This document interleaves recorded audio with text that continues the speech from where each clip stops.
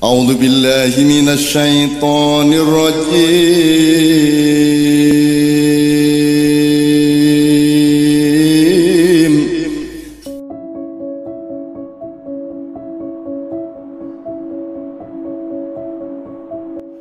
Padahal Allah dulu meniupkan roh Adam. Yang ditiup oleh Allah itu ada tiga macam tiupan roh. Yang satu di kepala, sehingga Adam kemudian wahing. Terus ditiupkan di dada, di hati, kemudian ditiupkan di perut dan syahwat. Itu yang ketiga. Itu pilihan bagi manusia mau mengelola hidupnya dengan kepemimpinan akal atau kepemimpinan hati atau kepemimpinan syahwat, yang gitu, atau dan butun ya, perut. Satu. Nomor dua, referensinya kalau Anda nanti pulang ada yang sempat besok lah ya gitu, baca surat An-Nur ayat 35. Di situ ada idiom dari Allah. Miskah itu artinya dirimu. Nah, di dalam dirimu itu ada misbah. Misbah itu artinya hatimu.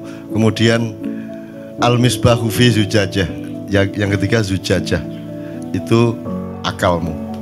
Nanti ada pencapaian yakadu zaituha yudhi'u walau lam tamsa sunar. Nanti kalau sudah ada dialektika yang benar, manajemen yang benar antara dada dengan kepala, antara hati dengan akal. Kalau Sunan Kalijogo antara menyambung kembali dengan kayu jati, kepalanya orang-orang dengan dada, dengan tubuhnya orang-orang. Itu sebenarnya lambang dari kalau kamu ingin menemukan kesejatian hidup, maka sambunglah akalmu dengan manajemen yang baik dengan hatimu. Nah, dalam surat An-Nur 35 itu ditunjukkan oleh Allah bahwa kepemimpinan manusia ada pada akalnya. Dan bahaya manusia itu terletak di potensi hatinya. Ini agak terbalik dengan romantisme mainstream kita sekarang yang sangat mendewakan kolbu gitu ya. Kan padahal kolbu ini di situ sumber segala mara bahaya juga. Karena dia lebih dekat ke syahwat dibanding akal. Kalau akal itu dilepas di atas sehingga dia jauh dari syahwat. Karena hatimu itu tidak ada batasnya, dia tidak mengerti regulasi. Hatimu itu ingin apa saja tanpa batas. Kamu disuruh dikasih gaji berapapun, dinaikkan berapapun, hatimu pasti mau. Tapi pikiranmu mengontrolnya. Jadi al-misbahu fi zujajah itu artinya hatimu itu dihelmi, dikurung atau dibatasi oleh akalmu. Kalau kamu nurutin hatimu, ingin ini, ingin itu, ingin baik, kayak apapun kamu akan hancur kalau tidak dengan manajemen dari akal. Jadi sebenarnya game dulu lebih bagus kalau manajemen kolbu oleh akal atau dengan akal. Kalau kolbu tidak bisa memanage dirinya sendiri, maka Allah kasih akal. Maka manusia itu ciri utamanya adalah diberi akal oleh Allah. Itu kalau Anda lihat bolam ini, itu bolamnya ini kaca yang menyelubungi cahaya itu, yang menyelubungi kabel yang pijar itu namanya akal. Nah, dalam hidup manusia jangan sampai arus cahaya di kabel positif negatif yang ketemu itu melelehkan kacanya. Jadi akal yang mengatur arusnya berapa, wattnya berapa, sehingga tabungnya itu juga menjadi maslahat kedua-duanya, tabung maupun pijarnya. Nah, banyak manusia yang disebut hasad karena di dalamnya penuh arus hasad, maka kacanya pecah, kacanya meleleh, zujajahnya meleleh. Dan itulah yang terjadi di Indonesia. Kalau Anda membaca konstelasi apapun saja, itu semua versi kedengkian A atau versi kedengkian B sesungguhnya. Tapi saya tidak bisa ngomong panjang, tapi kuncinya seperti itu. Coba Anda teliti kembali. Semua konstelasi yang disebut itu sebenarnya konstelasi yang berasal dari kedengkian suatu kelompok kepada kelompok yang lain. Nah, jadi pikiranmu itu yang makanya kesehatan sumbernya bukan hatimu tapi pikiranmu, karena pikiranmu yang mengatur hatimu. Jadi orang mencari kemerdekaan itu jangan benar-benar mencari kemerdekaan. Kemerdekaan itu jalan untuk menemukan batasan. Jadi yang kita tuju itu batasan. Kalau kamu tidak mengerti batasmu, kamu kerikil ditaruh di kaca mutiara mau kamu karena kamu tidak mengerti batasmu. Kan begitu. Kalau manusia menemukan batasnya, maka dia sejati dan dia suci dan dia selamat. Gitu kira-kira. dawa ya, tapi intinya seperti itu. Tolong baca surat An-Nur. Nanti Anda akan punya pencapaian yakatu zaitu hayudi walau tamsa sunar. Pikiran dan hatimu dengan manajemen yang baik, nanti akhirnya kamu itu tidak usah dikasih dorongan apapun, tidak perlu motivasi, itu kamu menyala. Yudi walau lam tamsa sunar, kamu itu bisa menyala. Nah sekarang ini adalah zaman di mana orang tidak bisa menyala, sehingga yang populer sekarang, yang sangat laku sekarang adalah bisnis motivasi.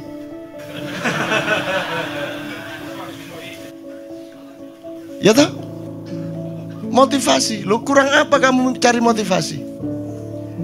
Karena tidak benar manajemenmu itu. Masa saya kata sembahyang butuh motivasi, kata berbuat baik butuh motivasi. Saya sambung sama Asmaul Husna sedikit ya.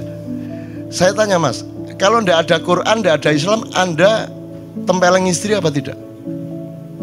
Anda bunuh orang tidak? Anda nyuri tidak? Apa untuk tidak mencuri nunggu Quran dulu? Jadi sesungguhnya Al-Quran itu intinya, energinya, dan aspirasinya sudah ada di dalam dirimu. Seandainya tidak ada Islam pun, kamu tidak akan berbuat jahat kalau kamu benar-benar manusia sejati. Kan begitu? Nah ini sudah dikasih Quran, sudah dikasih Asmaul Husna. Kamu tidak kagum lagi sama Asmaul Husna. Gak ada orang kagum sama Asmaul Husna, diterima begitu aja tanpa perasaan. Wala wajilat, wama wajilat kulubuhum, dan tidak tergetar hatinya. Kamu tahu nggak? Emang gimana kamu bisa tahu Tuhan itu? Gimana mau meneliti kayak apa? Mau bertapa kayak apa supaya kamu tahu Tuhan? Nggak mungkin kamu tahu Tuhan.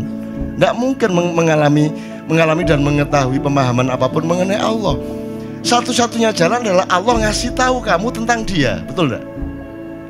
Nah itu prosesnya berabad-abad. Dulu orang tahunya, oh ada dewa perusa, ada dewa pencipta, ada dewa pemelihara.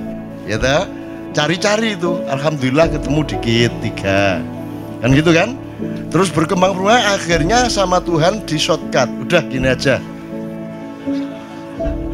Gini aja, kamu tak kasih tahu siapa saya ya. Sifat saya itu 99 ya. Saya itu Rahman Rahim ikonnya.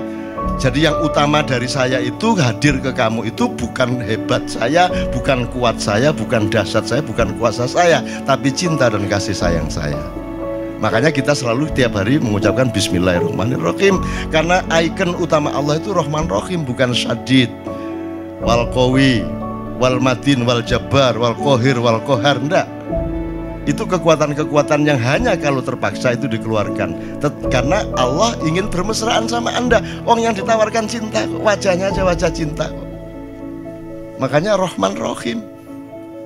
Sekarang Anda minder, kalau Kristen ajaran kasih, kalau Islam ajaran perang kan gitu.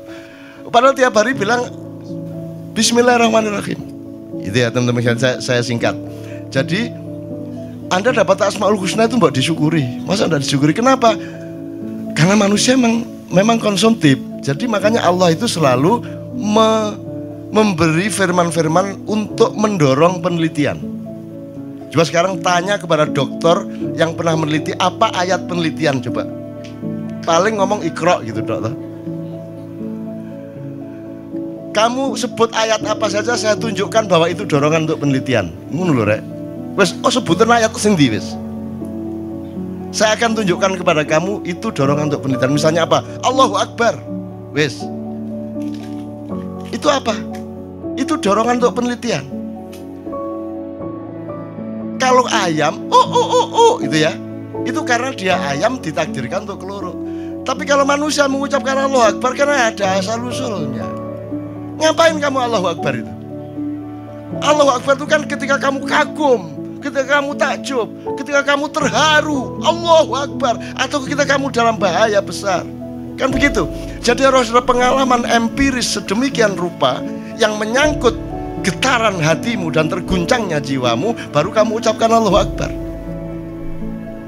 Jadi Allahu Akbar itu output dari peristiwa jiwa Anda yang meneliti macam-macam. Lihat pohon, ya Allah, Allahu Akbar, indah banget. Karena Anda meneliti pohon. Ngelihat cacing, ngelihat apa-apa. Jadi itu semua harus penelitian dulu baru Allahu Akbar. Apalagi kalimatnya gini, Rabbana ma khalaqta hadza batila. Ya Allah, wahai Tuhan kami, tidak ada yang sia-sia Engkau ciptakan. Tuhan yang ngasih kalimat seperti itu. Kalimatnya kalau Anda ngerti retorika, kan mestinya Tuhan ngomong gini, sesungguhnya tidak ada yang sia-sia yang aku ciptakan. Inna apa? Kaifastat. Seharusnya kalimatnya Tuhan tuh nggak Rabbana ma khalaqta hadza batila, tapi kalimatnya Allah, wa ma khalaqtu kulla syai'in batilan. Wah, gitu mestinya. Enggak, Tuhan enggak gitu. Tuhan didik kita, mengayomi kita. Kalimatnya itu untuk kamu ucapkan, bukan untuk diucapkan oleh Allah. Manusia yang mengucapkan, wahai Tuhanku, sesungguhnya engkau tidak sia-sia menciptakan ini. Untuk ngomong gitu kan kamu neliti dulu, ada apa kok ngomong gak sia-sia? Iya bojo ketoke pesek tapi ya Allah, Rabbana ma khalaqta hadza batila. Ketoke rada merongos, ketoke rada ngene tapi ngabektine poli. Rabbana ma khalaqta gitu loh. Anda mengalami sesuatu karena penelitian dan penghayatan Anda, baru Anda ucapkan Rabbana ma khalaqta hadza batila. Kalau enggak, ngapain tiba-tiba ngomong itu? Hari raya itu Allahu Akbar, Allahu Akbar. Itu malaikat tolah-toleh. Ono apa arek-arek kok ngomong Allahu Akbar? Yo karena hari raya. Lu kalau ngomong Allahu Akbar karena hari raya sama dengan ayam itu berkokok karena dia ayam. Selama Ramadan dia menghayati sesuatu, banyak hal yang dia alami karena puasanya, karena itikafnya, karena tahajudnya, betul enggak?